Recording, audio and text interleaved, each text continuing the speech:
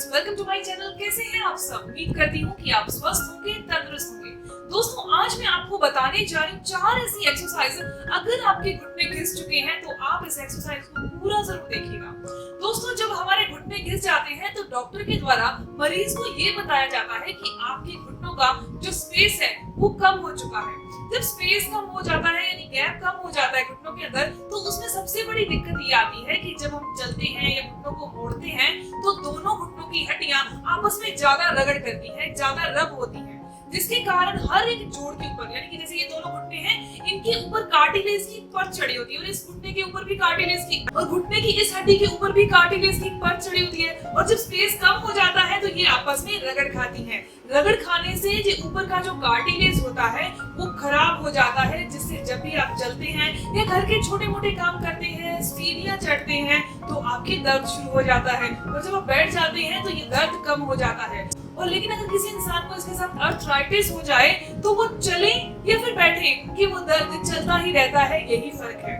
दोस्तों, आज मैं आपको 4 ऐसी एक्सरसाइज करके बता रही हूँ जिन्हें अगर आप रोजाना करते हैं तो आपको अपने नी रिप्लेसमेंट करवाने की जरूरत नहीं पड़ेगी। घुटनों के अंदर जो स्पेस कम हो चुका है, घुटनों के जोड़ आपस में चिपक चुके हैं, गैप खत्म हो गया है, गैप सही हो जाएगा और सही डाइट से ये कार्टिलेज भी दोबारा बनते हैं। तो चलिए इनको कैसे करना है मैं आपको करके बता रही हूँ। दोस्तों, एक्सरसाइज देखने से पहले आपको एक चीज बता दूं कि अगर आपको भी ऐसे लगता है कि मोटापा बहुत बीमारियों का कारण है और मोटापा कम कर दिया जाए तो ये घुटनों का दर्द, बीपी की समस्या, शुगर की समस्या, इनको नॉर्मल किया जा सकता है, तो स्क्रीन पर एक नंबर दिखाई दे रहा है, उसके व्हाट्सएप पर आप मुझे यस लिख कर भेजिएगा। मैं आपको बताऊंगी कि कैसे बहुत आसानी से आप अपने वेट को रिड्यूस कर सकते हैं। अदरवाइज आप बहुत पतले हैं, बहुत कमजोर हैं, तो अपने आइडियल वेट पर कैसे आ सकते हैं। तो सबसे पहली एक्सरसाइज करने के लिए आपने क्या करना है, आपने जमीन पर बैठ जाना है, बेड बिछा लीजिए या फिर वैसे बैठ जाइए। उसके बाद आपने टॉवल का एक रोल बना लेना है। इस टॉवल के रोल को आपने क्या करना है, अपने घुटने के अंदर रख लेना है, जैसे मैं आपको करके बता रही हूँ, और अपने दोनों हाथों से अपनी लेग को पकड़ के अपनी तरफ खींचना है, जैसे किया जा रहा है, अपनी तरफ दबाना है कह सकते हैं।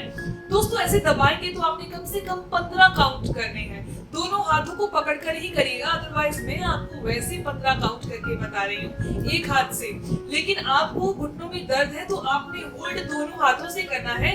इस चीज का आप खास ध्यान रखिएगा कि आप अपने घुटने को उतना ही दबाइए, उतना ही अपनी तरफ कीजिए जितना आप उसे सह सकते हैं, यानी दर्द नहीं करना। हमने यहाँ अपने घुटने को फ्लेक्सिबल बनाना है, आराम देना है।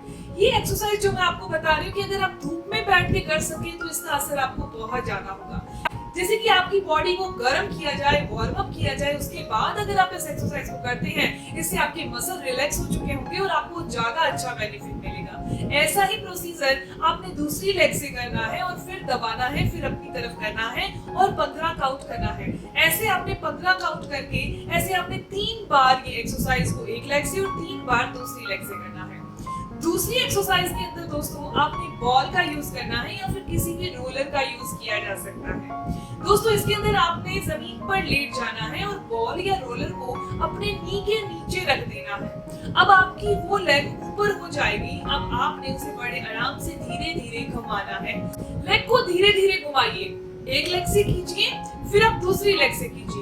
ऐसे आप 10 बार घुमाइए, फिर 10 बार दूसरी लेग से घुमाइए और इसे भी 3-3 बार कीजिए, यानी कि 30 बार एक लेग से हो गया और 30 बार एक लेग से हो गया। 30 काउंट जस्ट, ओके। ऐसा करके आपने बहुत अच्छे तरीके से आपके घुटनों का जो नी के अंदर गैप खत्म हो चुका है, घुटने आपस में चिपक रहे हैं, जिससे कार्टिलेज डैमेज हो रही है, दर्द हो रहा है, वो दूर हो जाएगा। दोस्तों, इसकी नेक्स्ट एक्सरसाइज में आपने क्या करना है, जमीन पर ही लेटे रहना है, लेकिन बॉल का यूज नहीं करना। आपने क्या करना है, एक घुटने को फोल्ड कर लेना है, दूसरी लेग सीधी रहेगी और उसे थोड़ा टेढ़ा कर लीजिए और जमीन से थोड़ा ऊपर कर लीजिए। ऐसा करके आपने 30 डिग्री या फिर 25 डिग्री अपनी लेग को ऊपर कर लेना है, लेटे रहना है और अपनी लेग को टेढ़ी ही करे रहना है, यदि पैर आपका टेढ़ा होगा। इस तरीके से करना है, पहले एक लेग से, फिर दूसरी लेग को फोल्ड कर लीजिए और पहले वाली लेग को टेढ़ा कर लीजिए, सीधा करिए। दोस्तों, इस तरीके से जैसे करके बता रहे हैं, इस तरीके से करिए और फिर आप 10 काउंट कीजिए। लास्ट और चौथी एक्सरसाइज बहुत खास है, लेकिन ये आपने चेयर पर बैठकर करनी है। जब आप चेयर पर बैठेंगे तो ध्यान रखिएगा कि थोड़ा सा आगे होकर बैठिए। यानी कि इसके अंदर आपने थोड़ी सी आगे होकर चेयर पर बैठिए और आपने अपनी एक लेग को उठाना है और पैर को गोल घुमाना है, बस थोड़ा सा सर्कल बनाना है, बहुत ज्यादा सर्कल नहीं बनाना। ऐसे ही आपने दूसरी लेग को उठाना है, पहली वाली को नीचे वापस रख दीजिए और छोटा सा सर्कल बनाइए।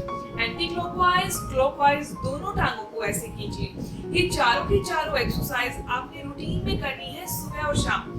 मैं यकीन से आपको एक चीज बताती हूँ कि अगर आपने रोजाना अपने अंदर एक्सरसाइज की आदत डाल ली, इसके अलावा डाइट को बदल लिया। अब डाइट के बारे में आपको एक चीज बताना चाहूंगी कि तेल गलत खाने से हमारी बॉडी के अंदर वात के रोग होते हैं। घुटनों का दर्द हो या अर्थराइटिस हो, ये वात के रोग के अंदर काउंट होता है। तो दोस्तों, अगर आप तेल सही कर लेंगे, यानी कि आपने कौन सा तेल खाना है, कच्ची खानी सरसों का तेल इस्तेमाल कर सकते हैं, आप तिल का तेल खाना बनाने में इस्तेमाल कर सकते हैं, रिफाइंड ऑयल या अगर कोई डालडा घी कुछ भी ऐसा इस्तेमाल नहीं कीजिए, आपके जॉइंट बहुत जल्दी रिपेयर हो जाएंगे। इसके अलावा ओमेगा 3 अपनी डाइट के अंदर लीजिए, और ओमेगा 3 का बेस्ट सोर्स मेरे व्यूअर्स जानते हैं। जी हाँ, और जो नए लोग देख रहे हैं उनको बता दूं तो ओमेगा 3 का बेस्ट सोर्स है अखरोट और अलसी। आपने क्या करना है, 1 चम्मच अलसी को रात को पानी में भिगो दीजिए और सुबह जब ये जेल की तरह बन जाएगी तो आपने इसे खा लेना है। कब खाना है, जब आप सुबह उठकर 2 गिलास गुनगुना पानी पिएंगे, फ्रेश हो जाएंगे, उसके बाद इसे खाइएगा। उसी दौरान आपने भिगे हुए जो अखरोट है वो भी खाने हैं, पर उनका छिलका उतार कर, और इसके साथ साथ उस पानी को नहीं पीना जो अखरोट जिसमें भिगे थे। मोस्टली लोग उसे पी जाते हैं, नहीं पीना। हमने उसकी तासीर को सही किया है। दोस्तों, ये जानकारी इंफॉर्मेशन यही तक थी। मैं उम्मीद करती हूँ कि मैंने आपके सभी के सभी जो भी डाउट्स थे वो क्लियर करने की कोशिश की है। अगर आपके मन में फिर भी कोई डाउट्स है तो आप अपने कमेंट के थ्रू मुझसे जरूर पूछिएगा, और अगर आपके कोई भी सवाल हो तो जरूर पूछ के अपने सवालों को क्लियर कर लीजिए।